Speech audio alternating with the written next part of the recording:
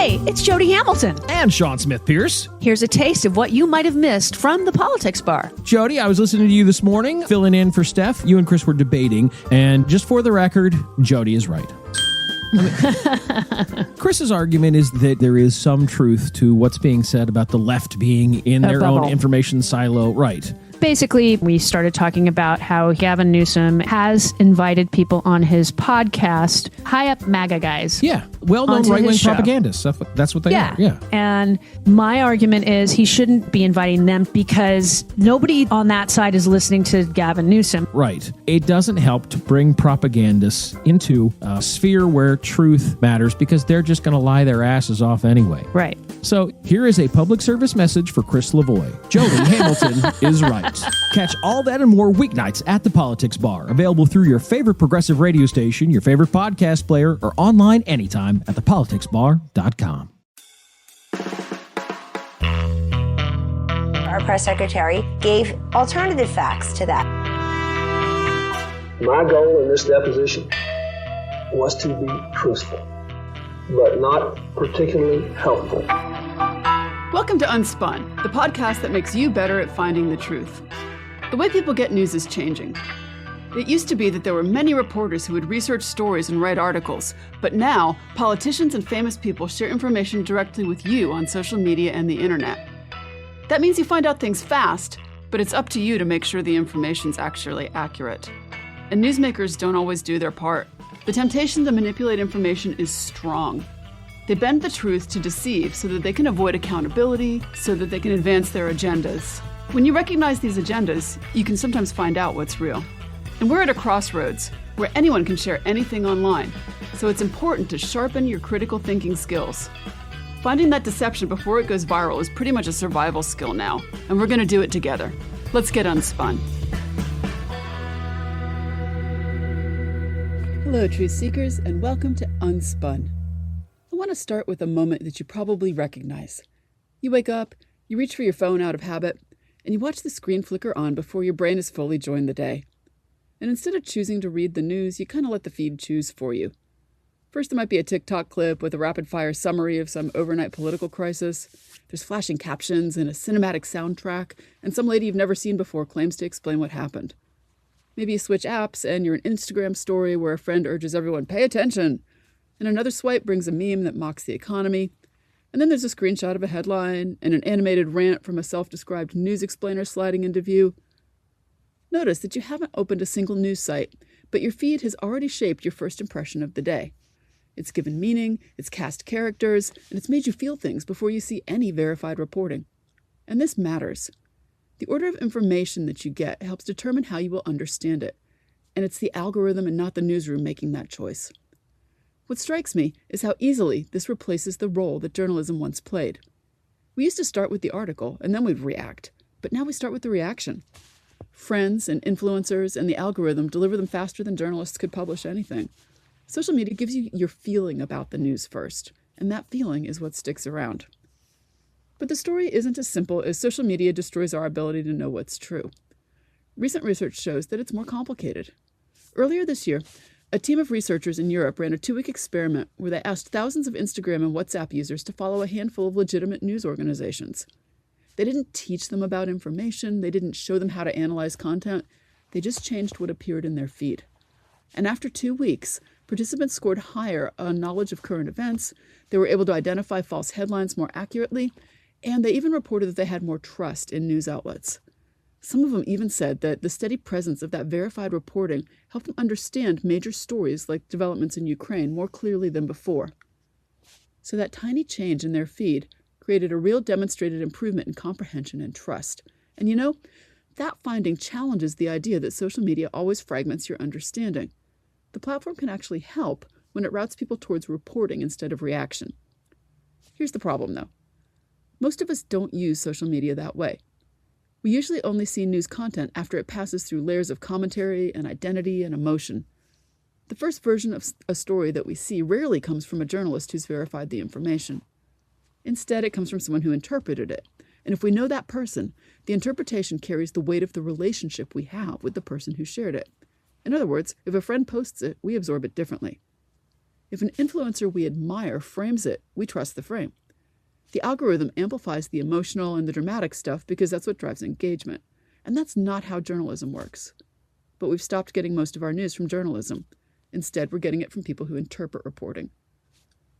Even people who say that they don't follow the news end up absorbing a steady drip of news-shaped content in this way. They avoid articles, but they still pick up cues from memes and clips and commentary. Social media turns the news into background noise. It's always there, it's always shallow, and it's always emotional because it creates the sense that you are informed without the substance that really does inform you. And many of these interpreters of reporting call themselves things like journalists or independent media. This shift changes more than how we understand a particular story. It changes our mental model of what news even is. Because when we start with reaction, reporting has to fight for the credibility because the facts are just late to the party. Since most of us see the emotional version first, the calmer, contextualized reporting feels boring or less true. The feed trains us to see emotion as evidence. And today, major news organizations are encouraging employees to communicate more like influencers so they can compete for that audience attention. So that's where we're going to start today. Social media hasn't killed journalism, but it has rearranged the path between events and understanding. It's changed who tells the story first, who earns our trust, and what we think we know before we even encounter a single verified fact. So in this episode, we're going to examine what the rearrangement does to our trust in news and our ability to understand it. We'll look at how feeds shape exposure, how they shift the credibility from institutions to individuals, and how they influence what we understand even when we don't intend to consume news at all. Sound good? Let's get unspun. What you experience on your phone isn't an accident. Social media didn't just replace the front page, it rewired the path between you and the world. Understanding that shift helps us explain why our trust in news looks so different now than it did even just a decade ago. So let's talk about how news reaches us today, and what happens when algorithms, friends, and influencers take over that job that editors once did. For most of the 20th century, people saw news on purpose. You had to act to see it. You turned on a 6 o'clock broadcast, or you opened a newspaper. You chose to enter the news environment, and the news waited for you there. Social media has flipped that relationship. Today, news shows up in front of you whether you invited it or not. Researchers call this incidental exposure, information that you encounter while you're doing something else entirely. You didn't look for updates on immigration reform or a Supreme Court ruling, but the feed delivered them anyway, tucked between a recipe video and a picture of a cat. Incidental exposure sounds harmless, and sometimes it can be. It can make you more aware because the feed throws political stories at people who wouldn't seek them out. But it also changes what news means. If it's all in the same stream, the jokes and the outrage posts and the eyewitness clips and the rumors and the advertising and the professional reporting all mixed up together, it becomes hard to see the boundaries. Some researchers have noticed a pattern. People who rely heavily on social media for news tend to trust news on social media less than they trust news in general. That platform environment, it's full of ads and clickbait and different people saying different things. It makes people feel that nothing in their feed can be trusted. But those same users often say they trust specific news organizations. So it's not that they don't trust the general idea of news, they just don't trust the place where they see it. And in a way, that's the first shift. Social media changes how we enter news. It turns news from a deliberate choice into background noise, making it easier to feel informed without actually being informed. The second shift has come from who picks what information you see. In a broadcast or a newspaper, editors decide which stories deserve attention. On social media, you might think it's your friends who are making those decisions. They could be influencers, creators, people you haven't seen since high school. And when one of them posts a screenshot of a headline or a link to an article, who they are and how you are related to them shapes how you interpret the story. You trust a post because you trust them. Studies have confirmed this a whole bunch of times. People will rate a news story as more believable if they see it shared from someone that they know, rather than if they see it in a news app or a TV broadcast. Cal Poly Pomona researchers observed that when participants saw news through a friend's Facebook share, they trusted the content more, even when the same information felt less credible when it was shown in a neutral format. Just that personal connection made that seal of approval and made people more likely to believe it. You can see this at work in the rise of news influencers. Now, these are not journalists. They often don't do any original reporting. Instead, they summarize stories from other media, they interpret it, and they tell you what to think about. But many Americans, especially young adults, describe those influencers as their most trusted news sources on social media. The authority doesn't come from training or verification or following a code of ethics. It comes from personality and familiarity and repetition. When people say things like, "Oh, I get all the news from my feed," what they usually mean is, "I get the news from people I know." But those trusted people don't follow media ethics about accuracy or balance or verification. Instead, they post what resonates with them. They amplify what stirs emotion, what matches their identity, or what aligns with their values. And in that environment, you have social proof, right, who shared the post, and it shapes credibility more powerfully than the quality of the journalism. So that's the second shift. The curator has changed. You're not receiving news anymore through a system that's designed to check facts. You're receiving it through a system designed to strengthen social bonds. And sometimes being an influencer is someone's job, so they post what people want to hear in order to get engagement. They work within the platform to get paid. The third shift happens underneath everything. On that platform, algorithms now control what you see first, what you see most often, and what you may never see at all. These systems prioritize engagement, not accuracy or context or truth. If a clip makes people angry, the platform shows it to more people. If a post gets shared really quickly, the system pushes it further. And the result is a feed that's built around emotional intensity rather than journalistic importance. And it's not that platforms don't care about news, it's that they care a lot more about keeping you scrolling. So the algorithm optimizes for time and reaction. So content that sparks strong feelings gets elevated, whether or not that content comes from a credible source. You can think about an old school, extra traditional front page. Editors used to place the most important stories at the top. On social media, algorithms place the most engaging stories at the top, and those two categories are often not the same. This changes the flow of information. In the experiment I mentioned earlier, participants who followed legitimate news accounts saw more accurate content just because their feeds finally contained more actual journalism. Their feeds changed, so their knowledge changed, and that tells us something really important. The algorithm shapes not only what we see, but what we believe we've learned. When people say they don't trust the news on social platforms, they're not expressing a distrust of journalism. They're expressing a distrust of the delivery system. They sense, and they're often right, that the platform is filtering, amplifying, sequencing information in ways that they can't see. So that is the third shift. The invisible editor no longer works for a newsroom, it works for an engagement model. So you've got these three forces: incidental exposure, social gatekeeping, and algorithmic editing, and those interact to create a reality where news doesn't arrive as reporting, but instead as a chain reaction. You don't meet the facts first, you meet the emotions and the interpretations and the opinions of the people who feel strongly enough to post.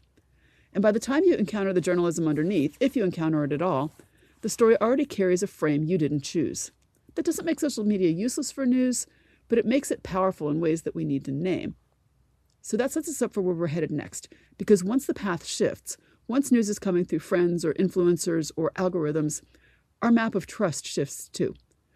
So in the next segment, we'll look at what this new path does to credibility and why trust in news is still falling, even as people are getting more information than ever. Let's take a short break, and after that, we'll dig into trust itself. Be right back.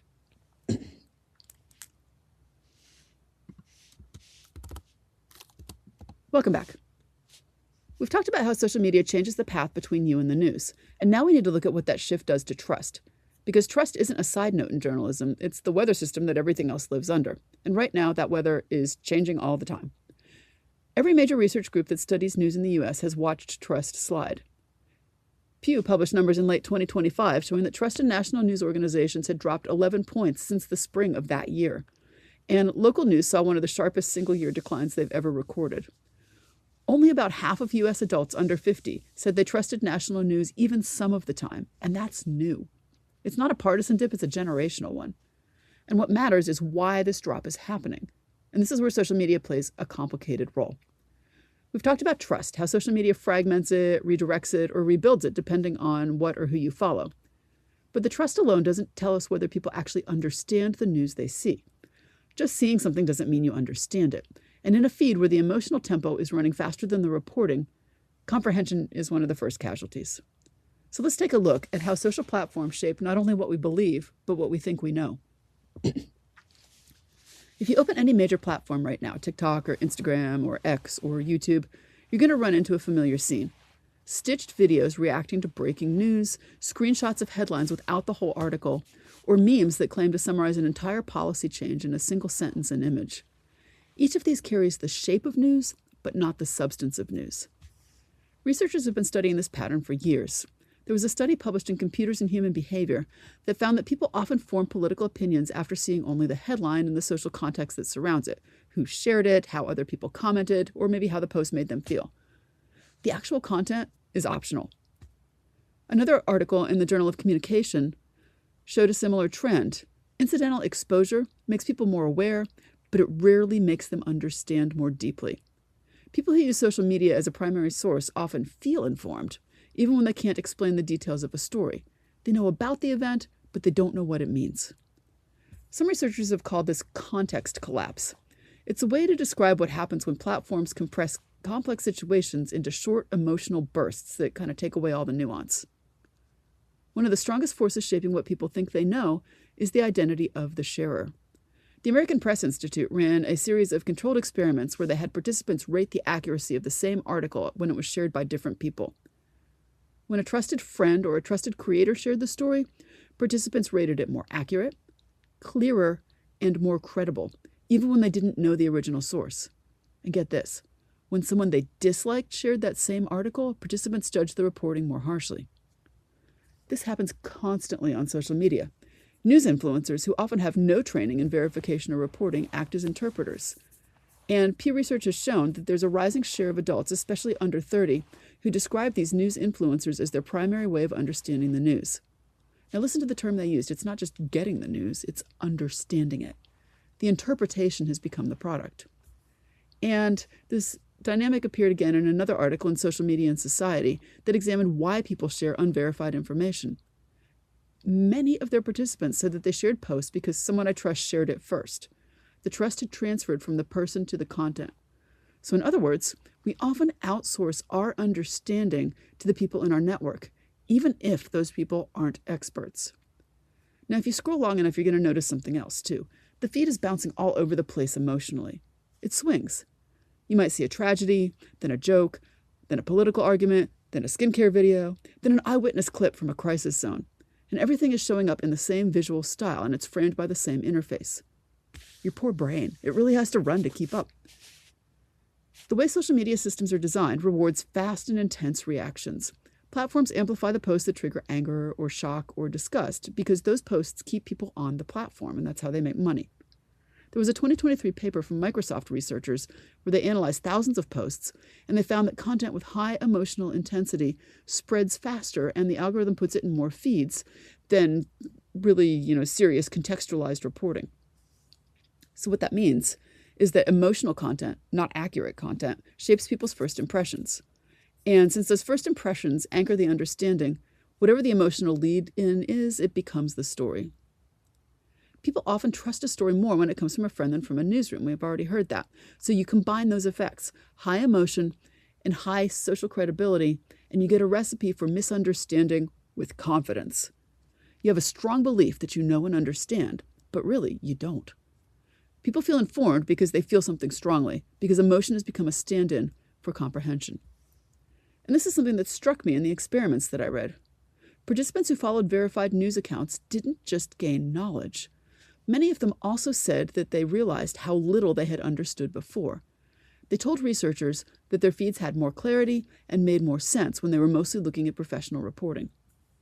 A control group that didn't follow quality news, on the other hand, they showed a pattern that researchers called overconfidence drift. They believed that they understood current events well, but their accuracy didn't match their confidence. And the more time they spent with news-shaped content in their fields, the more confident they began, even if their understanding was wrong. This matters because it captures a problem many of us feel, but rarely name. Social media can make us feel informed while leaving us ignorant. But when we feel informed, we stop looking and we stop following up. There was a recent study that found that users often overestimate what they understand about public health information, for example, that they see on social media, because the posts present conclusions without showing the underlying evidence. And it's not just health. We've found this pattern in political news, economic updates, climate coverage, really just everywhere. And unless we make a deliberate effort to get quality sources, the feed teaches us to skim, react, and move on. But there is hope. When people deliberately change their feed to include more reporting, their comprehension goes up. and the evidence shows this pretty clearly. That comprehension, though, it doesn't improve by accident, it improves by design. So we've talked about trust, we've talked about the illusion of understanding, and now we need to talk about the part that touches us the most directly, how we can use social media without letting it use us. Because if the feed shapes comprehension by default, then we have to have habits that counterbalance that. I'm going to take a quick break, and when I come back, we'll look at some practical ways to get a healthier relationship with the news, not by abandoning social media, but by navigating it deliberately. I'll be right back. Welcome back. So far, we've looked at the path that news takes through social media, how the platform changes who we trust, what we think we know, and how much context we actually carry with us. But none of that means you have to abandon your feed. Social media is not going anywhere, and for many of us, it's one of the only consistent ways we stay connected to the world. So the challenge isn't to quit, the challenge is to steer. And if there's anything that the research shows, it's that small, deliberate choices inside your feed can reshape how you understand the news. So let's walk through a few specific things that you can do to stay sharp. First, make sure you bring actual news into your feed on purpose. People who followed legitimate news organizations on Instagram and WhatsApp for just 2 weeks became more knowledgeable, more accurate, and more trusting of quality news. But the feed didn't magically get better on its own. The participants changed what they fed into it. So here's what you can do. Imagine something big breaks, like a major court ruling, and your feed floods with stitched TikToks, memes, and familiar creators reacting. Instead of letting those reactions set the frame, you decide you're going to follow 2 outlets with solid reporting records. The next time a big story breaks, their posts show up alongside the reactions, and you don't have to search for verified information because you get it automatically. The algorithm shifts because you shifted first. Don't forget, your feed can't give you quality information unless you put quality sources in it. Okay, next. Next time you're online, before you react, ask yourself one grounding question. We know that social platforms reward fast emotion, and that speed works against you understanding. Try asking, what do I actually know about this beyond this post? This question helps you change from reaction to reflection, and that's a core skill that's missing in most feed-based news consumption. For example, you see a viral claim that a new policy bans books nationwide. The post looks urgent, and there's a bunch of comments. Before you share it, you pause and you ask your grounding question. What do I actually know about this beyond the post? You realize you only know the claim. You don't know a bill number, a source, whether the screenshot is actual policy language. So you open a news outlet you trust, and you learn the bill only applies to one school district, not the entire country. Your understanding deepens because you slowed down, and that 10-second pause can save you from a 10-hour misunderstanding. All right, next. Don't forget to separate who shared it from who reported it. Remember that people often see stories as more credible when a trusted friend shares them, even if the original outlet is weak. That's human. We trust familiarity. But accurate understanding depends on the reporter, not the share. Here's an example. Your cousin posts an alarming statistic about crime that links to a low-credibility website. You feel the urge to trust it because you trust them, but instead you check whether you can find that same statistic from a quality newsroom. You discover that the number was cherry-picked and it lacks context. You still trust your cousin, you just trust the qualified reporting more. Remember, relationships shape how we feel, but reporting shapes what we know. Now here's an important one. Make the effort to click through at least once every time you're scrolling. Now this isn't about reading every article, but it's about giving yourself a single dose of verified context. Clicking through, even occasionally, helps rebuild the distinction between news-shaped content and journalism. Studies have shown that people absorb headlines differently when they read the full article rather than relying on the social context around the post. So for example, maybe during a scroll break at lunch, you click on one story that keeps showing up. In the full article, you'll see charts and quotes and sources that didn't appear in the screenshots in your feed. That added context can change how you interpret the story entirely. Also, you can try to add a core news backbone outside the feed. You know, your feed moves fast and journalism does move slower. Balancing the two helps you keep perspective intact. Maybe pick one local outlet, one national outlet, and one subject area outlet like science or health or economics that you trust, and make that the ground that you return to. This mirrors what researchers have found in a review of trust on social platforms. People need stable reference points because the platform environment kind of affects the credibility. So for example, a viral post maybe claims a major disease outbreak is sweeping your area, and the people in the comments are freaking out. Instead of relying on the feed alone, check your local newsroom's reporting. They might confirm that there's an increase in cases, but they explain the context and the timeline, and that one check keeps you from absorbing that panicked tone from the commenters. The feed gives speed, but your core news sources give you stability. Now, when you're talking with others, try asking people why a post mattered to them, not why they believed it. This matters in conversations with friends or family who pull their understandings from social media, because research has showed that people share unverified posts because they feel emotionally attached to the person who shares it or because they want to protect their community. Asking, "Why do you believe this?" often triggers defensiveness. Asking, "What about this spoke to you?" opens a different kind of conversation. So for example, a friend posts a video claiming that a major election was compromised. You know that claim has been debunked. But instead of confronting their belief directly, you say, "What part of this felt important to you?"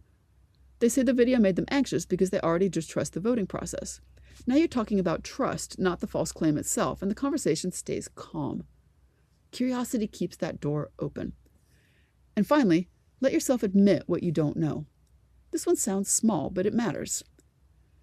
Participants in one of those experiments gained not only knowledge but humility because they recognized how much they had misunderstood before they followed verified outlets. Admitting that you're uncertain makes room for learning. Here's an example. Maybe there's this complex chart about the economy and it goes viral with a caption claiming that there's a disaster. You look at it and you realize you're not sure what the axes mean. Instead of accepting what the post says as fact, you realize you don't know that and you search for an explainer from a credible source. That small admission has protected you from just absorbing the emotional spin. Because certainty feels satisfying and accuracy feels steadier. Social media didn't break news. It rewired the path between events and understanding. But you can still navigate that path with clarity if you're intentional about how you use it. You can design your feed, you can slow down, and you can ask better questions of yourself and others. And that's what staying sharp looks like today. It's not stepping away, but stepping in with more awareness of how the feed works and how to keep yourself in control of what you understand. Stay sharp, everyone.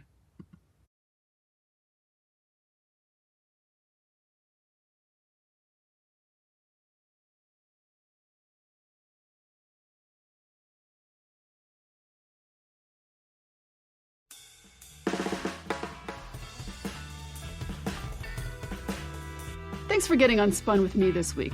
Unspun is a production of me, Amanda Sturgill, and is a proud member of the MSW Media family of podcasts. Send me your thoughts and ideas about trickery in the news on Gmail at theunspunpodcast@gmail.com. I even write back. And find this episode's show notes and more information at theunspunpodcast.substack.com. Want to learn more and get smarter?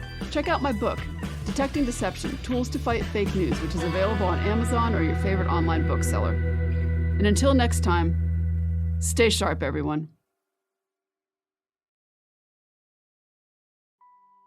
Care Talk with Laura Packard is a podcast covering healthcare in America from a progressive perspective. Our healthcare system is broken, and we all know insurance companies are out of control. If you don't have health insurance or don't understand the differences between insurance plans, or have surprise medical bills, out of control prescription drug costs, or can't get the care you need, listen to Care Talk with Laura Packard weekly on Tuesdays.